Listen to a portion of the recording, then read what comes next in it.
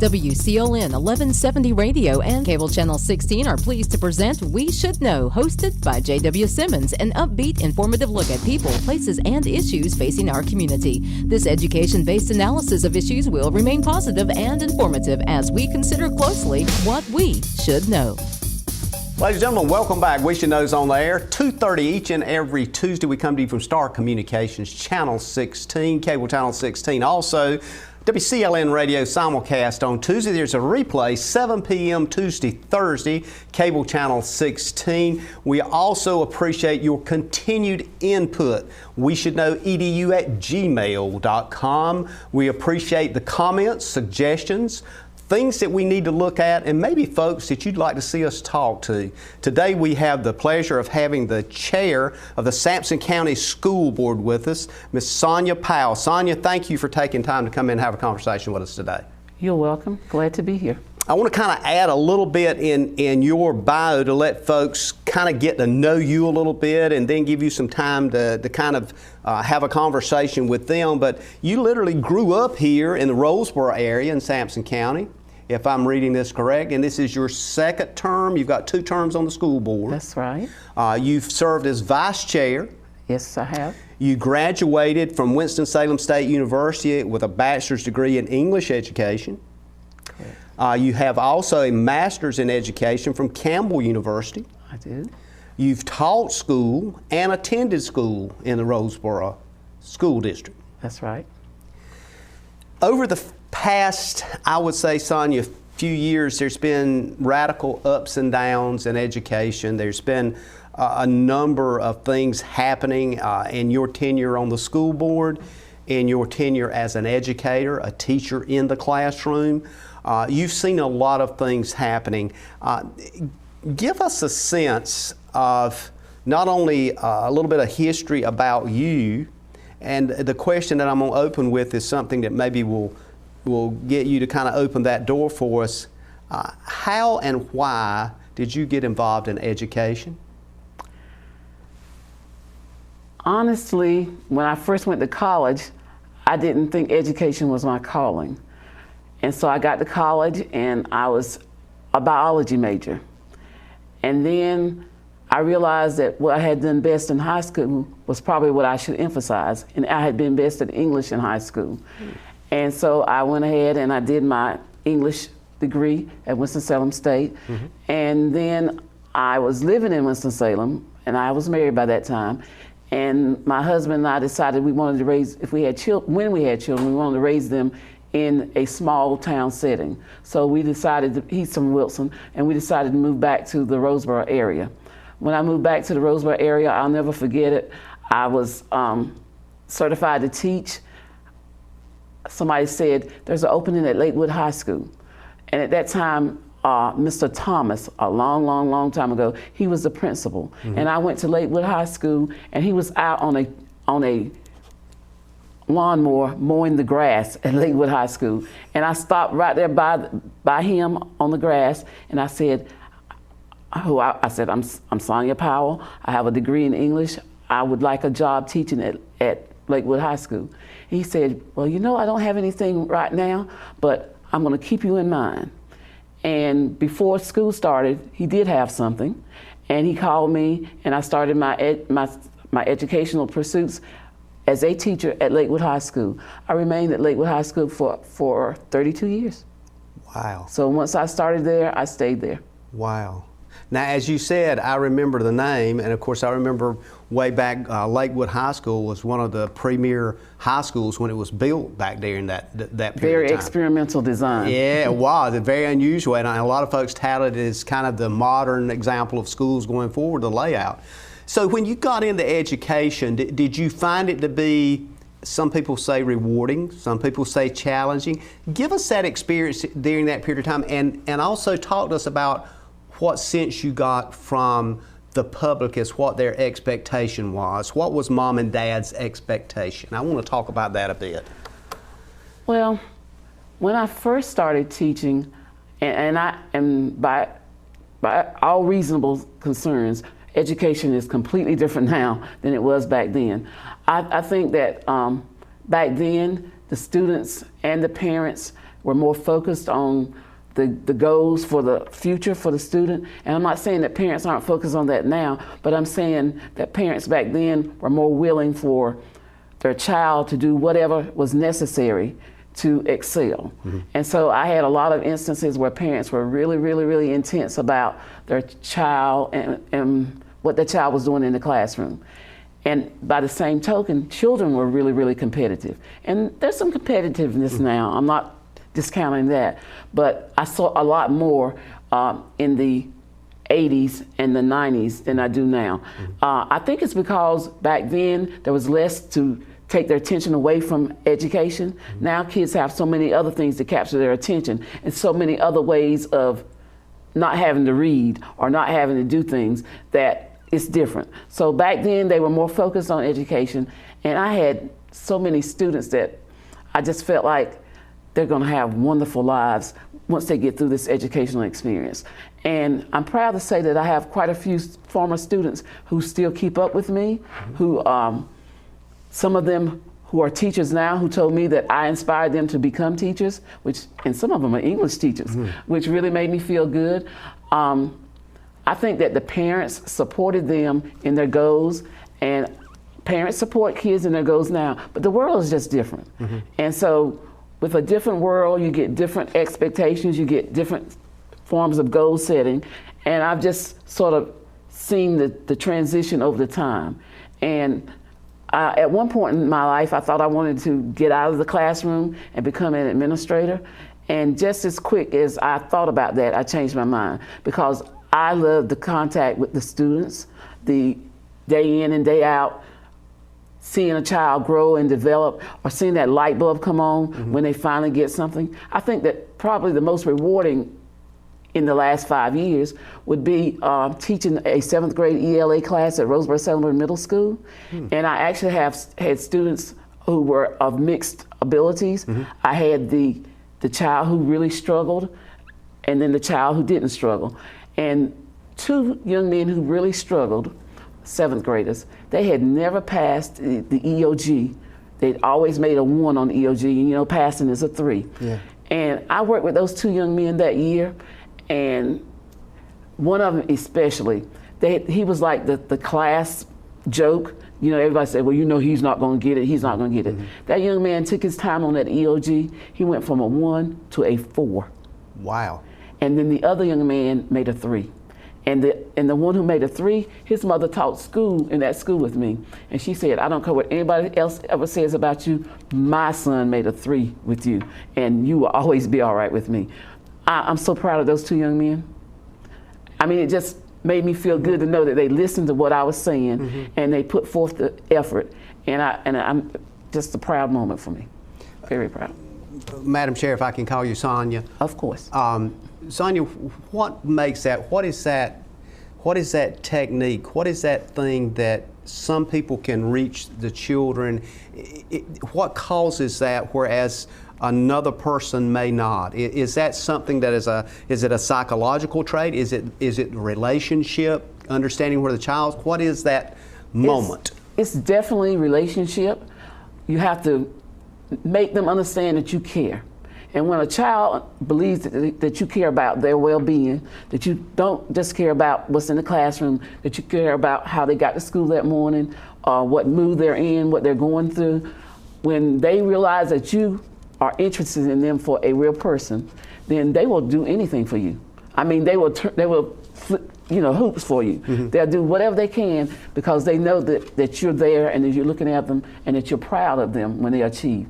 I mean, I bragged on those young men, and I bragged on them in front of the other students. I said, don't you ever say anything about him again. He made a 4 on the test. That means that he can do it. He can put forth the effort, and he can do it. And I mean, right now, I think both of them, they still love me, and they're in high school now. Yes. But I think that teaching, being true, it's a calling. I think that you have to be called to be a true educator. I believe that at first I didn't realize that was my calling, but after a year or 2 in the classroom, I thought to myself, this is where I'm supposed to be. And then it became easier.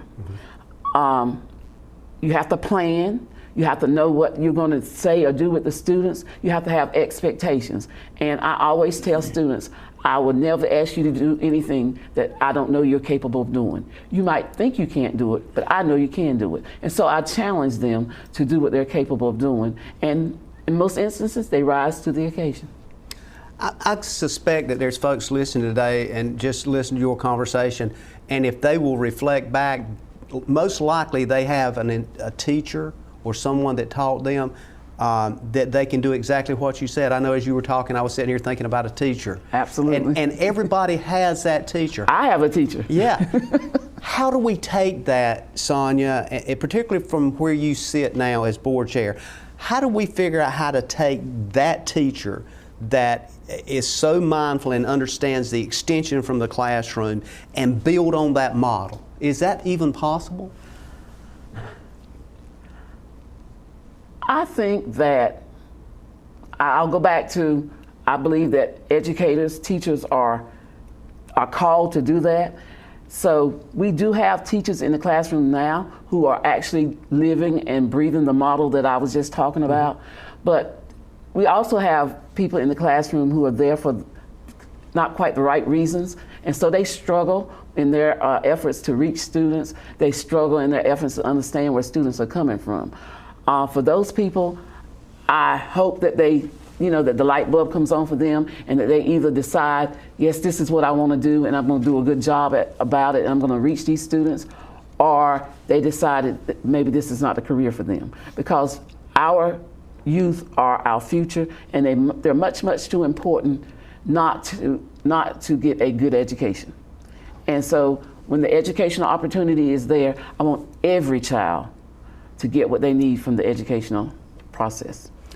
We're going to take our first break. I want to come back and continue this conversation and then track some data that is kind of popping up now that maybe you can help us understand and respond to a bit better. Ladies and gentlemen, we'll be back in a moment. We're talking with the board chair of the Sampson County Schools, Sonya Powell. Call a friend. Experiencing slow internet? If you have a fast internet package, the problem is most likely your wireless router. With more devices using Wi-Fi, your wireless router may not be able to deliver the speed and coverage you need. We now have the leading solution to enhance your internet experience. Using small devices in a mesh network, these Wi-Fi appliances cover just about any size home so that all your devices can operate to their fullest potential. Whole home Wi-Fi from Star Communications. Get the most out of your internet connection. Ladies and gentlemen, JW Simmons here. The name of the show is We Should Know. Want to thank you and also acknowledge again for the month of August. August is our 10th anniversary month for We Should Know. Time really goes fast, especially when you enjoy the people you're talking to, you enjoy the subjects of the people you're talking to, and it impacts so many lives. I really can think of no one that has more experience than that than our guest today, Ms. Sonya Powell, who is the board chair of the Sampson County School Board. Sonya, the things that we're talking about not only are informative, but they are literally life-changing experiences. If you look at the school system in Sampson County and those 8,000 students, you look at the K through 5. You just look at the grade levels, and of course I'm sitting here talking to you, and I'm thinking about my grandchildren and what's going on in the schools. It is an ominous kind of role. Do you ever just kind of sit down and think, I wish I could do this or I wish I could do that?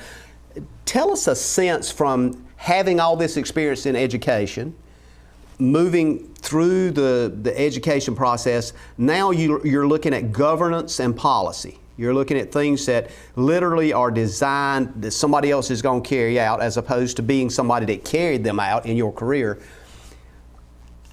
Is it troublesome to you don't have the necessary things that you need in the financial world to make that happen? And we can talk about some of the specific things a little later, but I just want to get a feel for how you carry that weight forward and how you lead that school board to say, this is what I did in the classroom, let's do it in respect to policy and governance from the boardroom.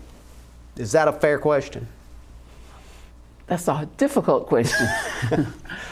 I think that my experience in the classroom has been very, very, very beneficial to me being a board member. As a board member, with that experience, when I hear things that are happening in our county and the board has to decide on something or discuss something, then I use my experience in education to govern my thoughts and my feelings. And then when I make comments, those comments are backed up through my experience. So I wouldn't go so far as to say that every board member should be a former educator or have educational experience, but it certainly helps when there are several board members who have educational backgrounds, because then we can understand where the teachers are coming from. We can understand what the role of the child is. We can even understand the administrators in the buildings, the directors in the central office. We understand all of that, and we know that education is different from business. And so you have to treat education for what it is. It's a community-oriented process where we have to decide what's best for all of these students based on areas in Sampson County that are inherently different, because each district is different. But as a board member, we have to look at the entire system and do what's best for the entire system altogether. So that experience from education helps me to make my decisions based on those kind of things. And you mentioned governance and policy. We literally have thousands of policies that guide us, and sometimes it's difficult to adhere to all of those policies. So of course we have a policy committee that looks at policies, and there are timely changes that have to occur. For example, the federal government just passed a new policy onto us about harassment in cases of educational venues. And so we had to adopt that policy to be in compliance with the federal government. So we're always dealing with policies, and we're always looking at what's best for the entire system, what's best for the adults in the system, what's best for the children in the system. How can we put all that together and make sure that Sampson County is a true, decent, good educational experience for all those 8,000 children? One of the things you mentioned, policy. There was it's an article from New York Times, February 2020, February 28. It talks about 800,000 schools that exist in the country that are considered low-income program schools, and it talks about that there was a change that was made in collection of data, which requires it is required in order for funding. But this particular change was quietly announced in letters to state education leaders, and it comes after the Education Department said in a review program revealed that districts had erroneously received funding because they had not met eligible requirements outlined in the federal education law from 2002, which basically said that you had to follow census data as opposed to the data they were using that proved it was a low-income, low-education school. This is an example of where I wanted to kind of segue to rural schools and look at some of the challenges, particularly for rural schools. And I think it just enchanted me a while ago when you said that you moved back from Winston-Salem, which is a much richer area, and to bring your children up. I hear people talk, well, if we were in Wake County, we would get this and that and the other. How do we step up and say this idea of equality in education truly exists? You hear that, but you and I both know that because of income and because of level of taxation and the ability of local government, it's definitely, if nothing else, it's not financially equal, is it? Absolutely not. When you start looking at per pupil allocations from county to county, from system to system in North Carolina, you'll find humongous differences. I mean, if you choose to live in one of those more populated areas, your child will have more per capita for income going to school. But one thing that I'm proud of living in Sampson County is I think that we take the finances that we get and we manage them well, and then we have somewhat of an advantage over some of those larger places because we have what we call homegrown. We have people who grow up in our area who love our area. They go off to college, get their degrees, and then they come back to our area and they become educators in our area. And they're not there based on the funding or the money. They're based on there because they love Sampson County. And they teach these kids with that love. And so our kids end up getting as good an education, or perhaps even better education than some people who have more income coming, more data, more income coming in that particular system. For example, 2 years ago, Sampson County was ranked 15th in the state for EOG scores. Mm-hmm.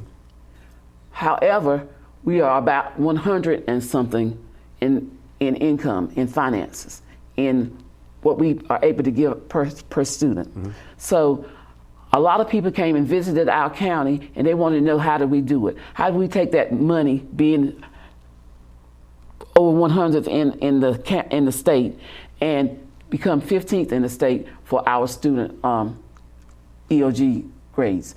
And it all goes back to having teachers who care, and those teachers being able to plant that seed in students, and students being able to produce. It starts at the top with the leadership, superintendent leadership, good leadership from the directors in the central office, and then administrators being able to get that message over to teachers, and teachers being able to get that message to students. Very proud moment for us, knowing that we took a very little amount of money and did a great thing. So people who have a lot more money than we do were not able to get the scores or the results that we were able to get from our low-income children. And the results is proven when those students get to that high school category, and with the SAT scores. Absolutely. And even those that take the SAT, as we look at that data and we start trying to consider what do we do different, something you alluded to a while ago, I don't want to let this go because I made a note here, and I thought it was really a kind of a gravity point, is the idea that teachers can do so much. The Sonya Powells of the world can relate to and work with those students. At what juncture do you look at parents in the community? And you alluded to it a bit with the history, because I remember growing up and you didn't come home and talk about your teacher either, because you would get another spanking. So when do you look at the community and say, hey, you're going to have to learn there's a bigger role for the parents. You got to have to take time for your students. You got to have education time. You got to have structured time. All of these kinds of things you're trained in as a teacher. How do we do that, and how do we do it in such a way that it has some agility to it? Well, a funny thing happened on March the 13th. Schools closed down for the rest of the year. And that community and parent involvement that you were talking about, it became a reality instantly. Quick. And what I've heard, a lot of comments that I've heard is, wow, I didn't know teachers had to do so much. Wow, this is difficult. My child is really struggling and I don't know how to help them. I think that most parents have a renewed respect for teachers and what they do. They realize very quickly that it does make a difference to have a teacher. Mm-hmm. It does make a difference for my child to be in that classroom getting what they need from that teacher. And so I believe as we come back as close to normal as we possibly can, when we get the COVID-19 under control, because I think that, eventually we're going to get a virus, a cure for the virus, or at least some kind of vaccine. And we come back into that classroom as close to regular as we can, those parents are going to be really appreciative of what we do as teachers in that classroom, because now they realize that, wow, these people are really doing what my child needs for me to do, to have done. And so, on the other hand, I think that as parents, then they're going to say, I need to be more involved. I need to step up and make sure that this teacher understands that I want my child to get this knowledge. I want my child to be prepared for life. And so I think that this virus has really, really, really stirred some parents up to understanding how important their role is. We're going to take a quick break.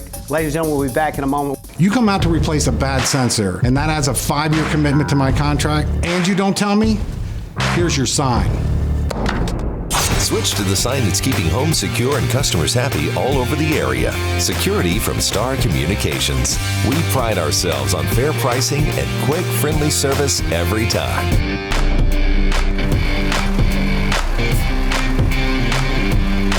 Somebody trying to break into this place? Security from Star Communications. Well, welcome back. JW Simmons here. The name of the show is We Should Know. Remember, you can email us at weshouldknowedu@gmail.com. weshouldknowedu@gmail.com. Always look forward to hearing from you. Want to thank all of our sponsors out there as we celebrate 10 years doing We Should Know. I also want to thank all the networks that cover us, WCLN, Star Communication, Channel 16.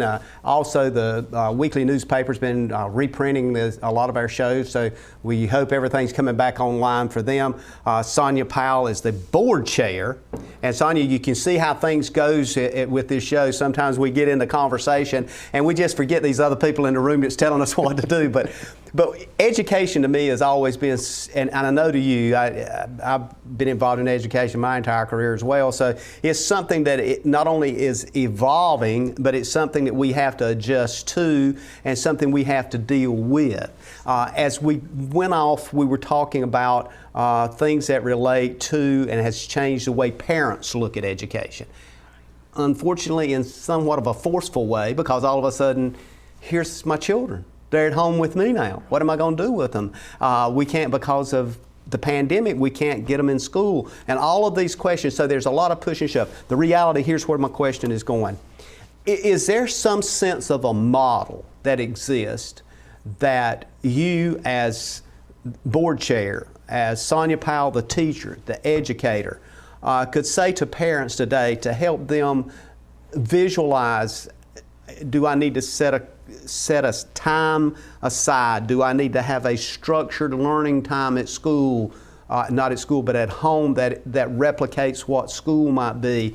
How do I deal with that? I mean, obviously you just can't take a child, stick them in the room with a laptop, computer and say, I'm going to log this in now, you sit there and learn and walk out of the room. Obviously, I think we would probably all agree. I don't know, you're smiling, we might not all agree.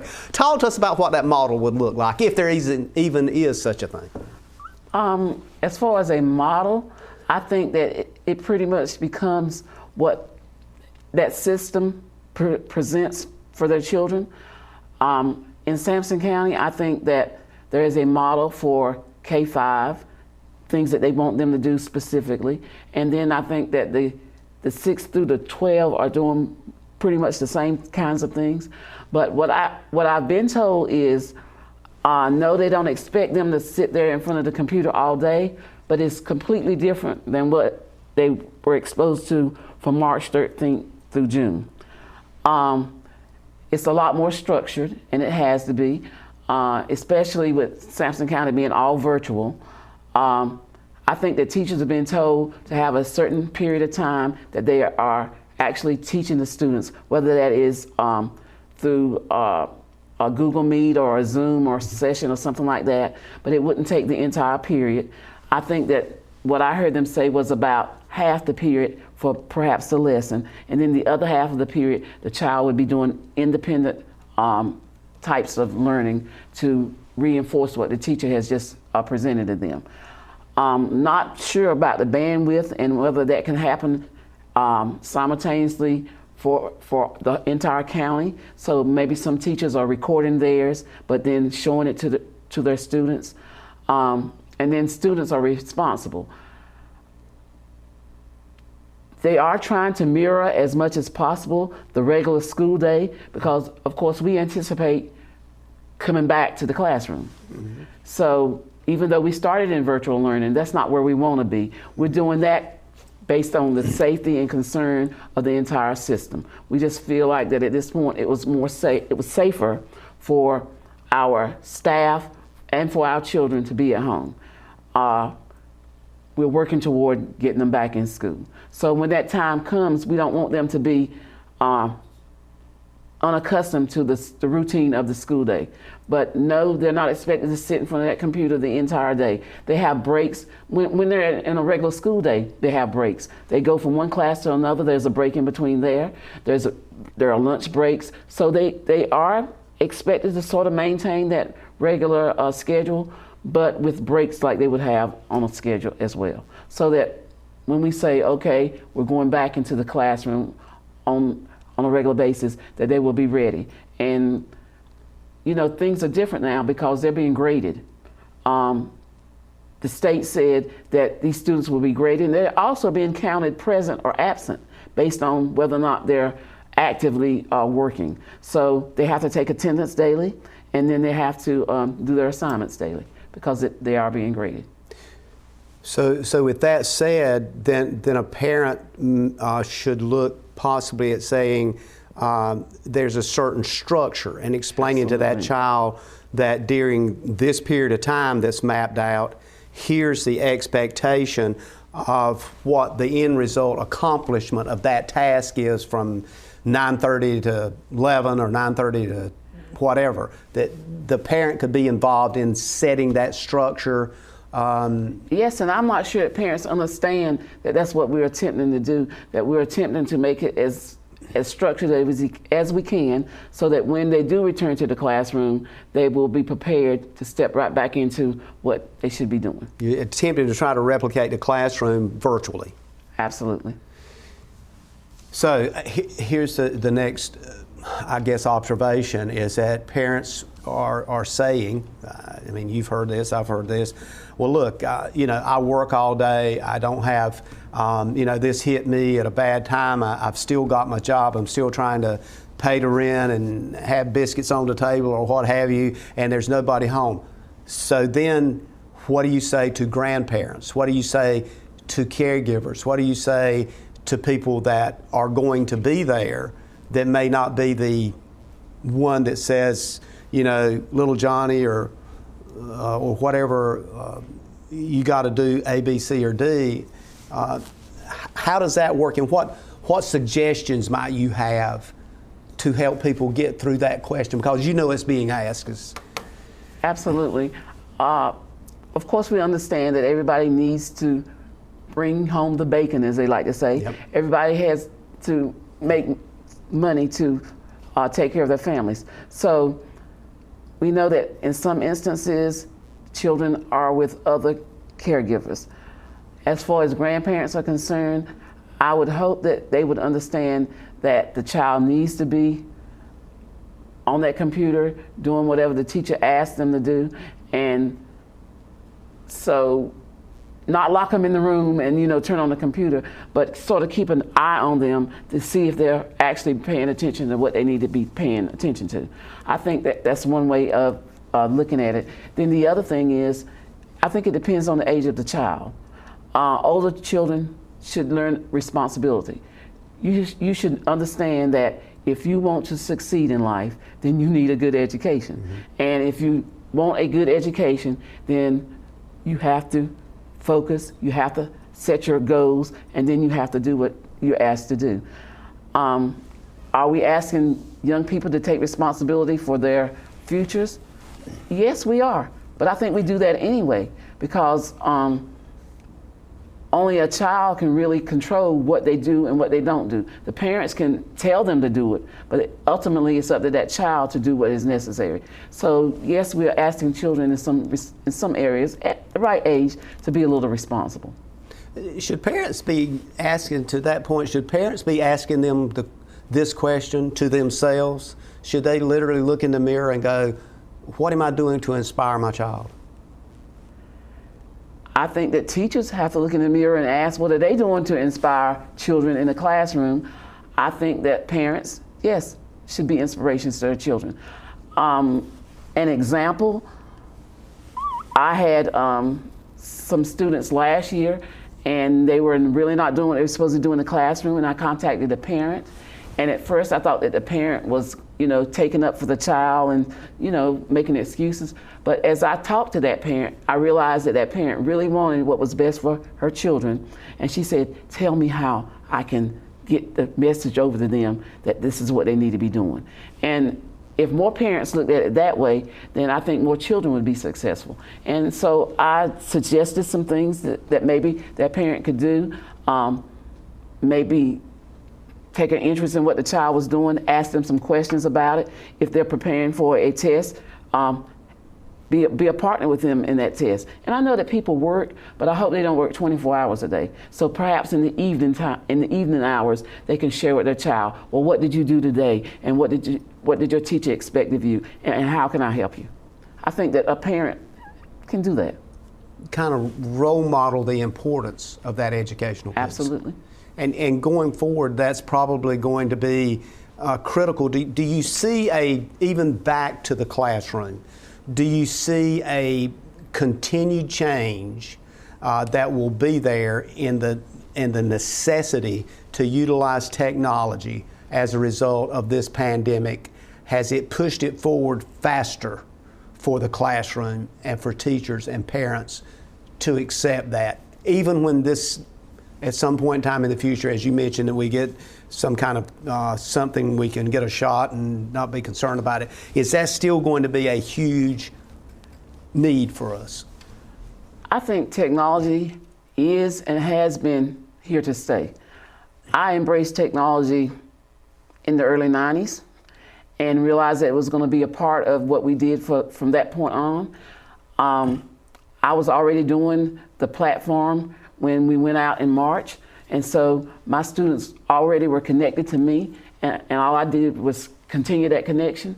So yes, I mean, I knew technology was important. I don't know if all teachers had embraced it, but they are embracing it now because they realize that this is what we have to do. And even to the point that this is good for the child to have the technology. No, I don't think that they should have to do the technology 24/7 when they're in the classroom, but I do think that it's important. We're going to take another break and come right back. Ladies and gentlemen, we're coming up on our last segment here. We should know. We're talking with the board chair, Sampson County Schools, Sonya Powell. If you are interested, hopefully you are, because it's affecting your life each and every day, education, you might want to call a friend and stay tuned. We're going to be talking about some critical issues as we move forward in this process of education in a rural county in North Carolina. Stay tuned. We'll be back in a moment. To get the most out of your electronic devices, you need a strong internet connection and a protected home Wi-Fi network. You need high-speed internet from Star. Star has the fastest, most affordable high-speed internet service available for all your devices. We have no long-term contracts or high-pressure sales. Our service speaks for itself, and switching is hassle-free. We take care of everything with free installation from a local company. High-speed internet from Star. Internet at the speed of life. Welcome back. JW Simmons here. The name of the show is We Should Know, 10th anniversary month in August for We Should Know. Thank all of our sponsors. As you hear our sponsors on break, please support those sponsors. They help us stay on the air, keep the program moving forward. We're talking about something today that's near and dear to you, and I don't want to waste a moment because we're on the last segment. We're talking with the board chair, Sampson County Schools, Sonya Powell. Sonya, we've talked about a number of things. In this last segment, I want to hit some issues that I've certainly heard and I think is probably worth touching on. And one of them, and I'm just going to pick out of an array of ones that, as you know, is on the North Carolina School Board Association 2019-2020 legislative agenda. They address a lot of issues. Some of them we've heard before. One of them I think is something that deserves a bit of conversation, and it talks about the idea of supporting personnel like school psychologists, social workers, counselors, and nurses in schools to address a multiple need, emotional needs, psychological needs, things that may be going on with that has a broader scope of psychology issues that maybe a teacher, number one, just don't have time to focus on, and number two, maybe could have somebody to refer to. How important would something like that, or has it been important to you as a teacher? And do you see that something that that Sampson County Schools should look at to make sure we have adequate numbers of those people? Interesting that you would ask that question, because just a couple of years ago, we did increase our social workers. We had to pull strings to get some finances, and when we got those finances, we increased our social workers. We didn't have but 2 in the county, but now we have 1 in every district, and we're very proud of that. We wish we could have 1 in every school, but because we do see the need for social and emotional learning for students. It has become a key component of education over the last few years. When I started, it was unheard of. But now they say that children go through so many things that they perhaps didn't go through 30 or 40 years ago, and that they need that support to know that somebody cares about them socially, emotionally. And even though teachers do it in the classroom, it doesn't hurt to have professionals, people who are trained to do it, so that when a child comes to a teacher and has an issue or a problem, that teacher can say, well, let me turn this over to the guidance counselor, and she will make sure that you get to talk to a social worker or to a nurse or whomever you need to talk to. We do have nurses. We have, I think, 9 to 11 nurses on our staff, and so they're spread out throughout the county. And so we understand the importance of these things, and we try our best to do what we can to have schools have the access to those kind of resources, because students do need those things these days. And the association also is looking at the school resource officer position. I know, I think it was in Wake County, I read an article that there was some of the schools saying that they had asked that school resource officers be removed from the schools. This particular association, North Carolina School Board Association, is saying not only do we need that, but we need more training and more funding to pay those school resource officers. What is your thoughts on that? I think school resource officers are a very important part of the day for a school. At first, just like I mentioned before, we only had 4, but I think we're up to at least 9 now. And what has happened is Mark Hammond has written grants, and when he has written those grants and they've been funded, the Sheriff's Department has helped us to provide some of the equipment for those officers, and then we were able to put more officers in the schools. I think that's a calling as well, to understand that you're in a school setting and that school settings are different. And we've been fortunate to have some very good sheriff's deputies who have come over and taken on that role in our schools. I agree with you. That's one of those roles that requires a unique kind of compassion. Absolutely. I guess that's maybe the way I'm putting it. I hadn't read that, but that's just crossed my mind. A couple of areas I want to touch on, and then we've got an array of things, but we're probably, unfortunately, going to be out of time. So we might want to talk about maybe you come back doing a semester with us in the show. A semester. You don't want to do that. Okay. So I want to kind of touch on a couple of things. One of them has come up again in conversation, and I know you're aware of this, is this whole idea of school merger again. We've got a Clinton City Schools, we've got a Sampson County Schools. It's being talked about, so I've got to ladle it out there to the point that, is that something, and I know as a board chair, and I know the board chair for the city school, she's also a very well-qualified, educated lady. Is that something board chairs ever run into each other sometime at dinner and go, hey, what do you think? You know, is that something that's being discussed? Let me put it this way, is it being discussed in a reasonable possibility, or is it just something that has just popped up in the past few months? I can only speak to what my knowledge allows me to speak to, and my knowledge says just in the past few months. I first heard about it in July, actually. Yeah, and I think that's when most people heard about it. Probably. Now, there might have been some other people who had talked about it and considered it, but that was when I heard about it. I heard about the possibility of the two systems merging over 40 years ago. Yeah, that's been discussed for years. Yeah, I agree. And it's been discussed over and over and over again. I don't think that something like that can happen overnight. I think that it takes a lot of effort. It'll take a lot of consideration. It'll take a lot of time. So as far as Sampson County schools are concerned, I think that we have to go forward with whatever is pressing for us at this point in time, and then let things just develop naturally. If that's something that's going to become a part of the future, then it will become a part of the future. But it's not now. Mm-hmm. So we have so many issues right now that we can't focus on that one. I understand that the county commissioners hired someone to do a study about the feasibility of the merger of the two systems, and that study has not been completed yet. So when that study is completed, I'm sure they will call us in and discuss what the merger, what that person found as far as the merger is concerned. But even that person has admitted that some process like that is years in the making and not overnight.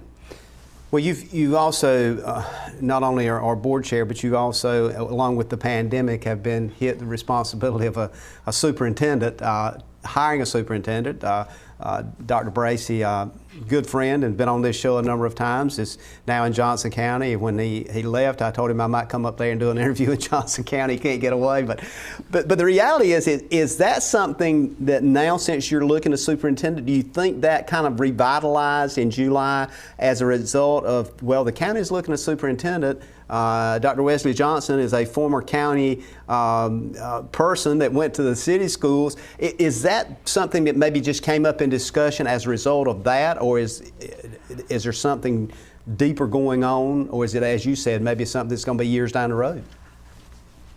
Honestly, in some circles, maybe that is something that is deeper going on. But I have not been privy to that particular circle.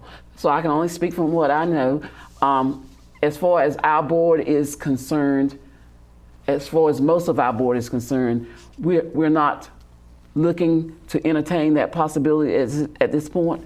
We have hired the North Carolina School Board Association to do our superintendent search. This week, that advertisement was placed in every area that they are responsible for.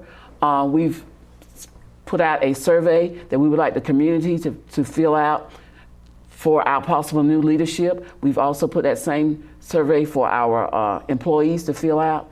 We're going forth with looking for a superintendent for Sampson County Schools. It's not good for our county not to have a person in that leadership position who's there on a somewhat permanent basis. Don't get me wrong, Dr. Hobbs is doing a great job as our interim superintendent, but like he said, I'm an interim superintendent, and so I need you to get somebody in here so that I can go back to enjoying the beach. Okay? Yeah, exactly. So that's what we're trying to do. We're trying to get somebody in our county who will do what's best for Sampson County Schools. Dedicated to continuous improvement. That includes hiring someone who has that same vision for Sampson County Schools. Last quick question. A lot of talk pre-pandemic about the need for teacher pay raises, about more funding for schools. Folks that budget the money say schools are already getting an overwhelming portion of the budget. Give us your thoughts. Are we looking at sometime in the future, do you still see that as going to be part of the plate going forward, hopefully when we get beyond the pandemic stage? Is that something still that's being discussed in the walls of the school board? Well, the school board really doesn't have very much to do with teacher pay. That comes from the state. So we are certainly in support of the state increasing teacher pay. We had hoped that would have happened last year, but the budget stalled in the legislature and it really never came out, so there were no teacher pay raises.